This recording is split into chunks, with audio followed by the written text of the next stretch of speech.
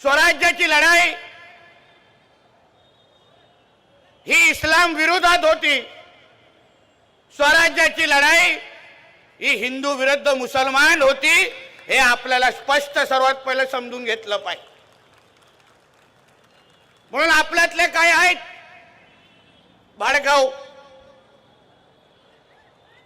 जे आम्हा लोकांना सल्ले देतात, जसा सगळा इतिहास त्यांनीच वाचलाय.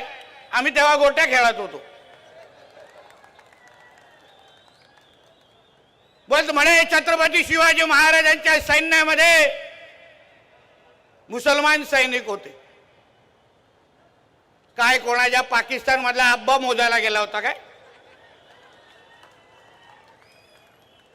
हा अर्धा आहे, दुसरा अर्धा आहे, असा कापलेले मोजायला गेलेले काय? ते काय पूर्ण नसतात ना.